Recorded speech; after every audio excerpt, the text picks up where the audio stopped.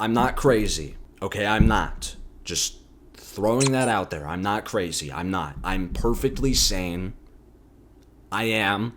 I'm what you would call a think alouder, right? A think alouder. Yes, that makes perfect sense. A think alouder. Wow. I couldn't have come up with a better word in the dictionary. I should have wrote the fucking Declaration of Independence. Wow, genius, man. Oh. But I'm what you would call a loud thinker. Yeah, let's go with that. A loud thinker. So there's two types of thinkers, right? We got the innies, then we have the outies. The innies are the people who can actually restrain themselves and they can keep it in their head. They can keep it chained up, lock and key, padlock, whatever. The outies cannot. Now, let that sit and take a wild guess. Which one do you think I fall under? Neither. You see, right, there's innies, there's outies, then there's me. And how do I say this?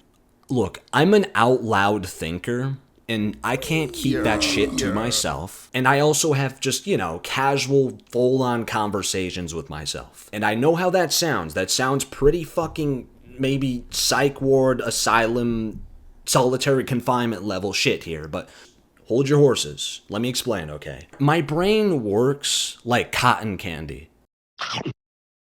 And each thought that runs onto my brain is like water. When you pour water on cotton candy, what does it do?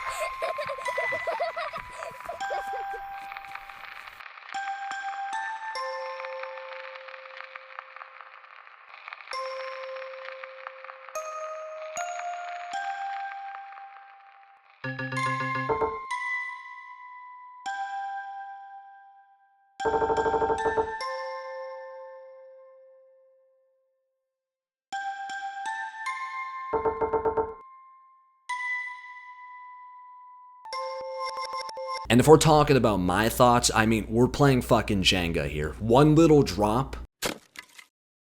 And if we're talking about my thoughts, it's gone. So if my brain is like cotton candy, and I don't want the water to touch it, what do? I create a pipe. And the pipe is connected to my mouth and my vocal cords, so instead of keeping my thoughts to myself, I let everyone else hear it. And that's why,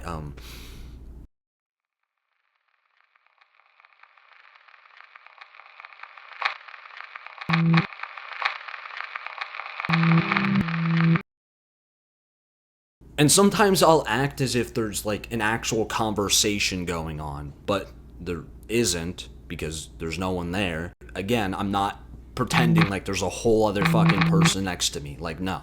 I'm not at that level yet. I'll get there one day though. Maybe. I don't know. What I'll do is when I'm talking or just speaking my mind, I like to picture what someone would actually say to me if there was another person there. So, if no one else agrees with me, at least I agree with myself. You know what I mean? Oh my God, that's really sad. Yo, that's sad. That's really fucking sad. Oh my God.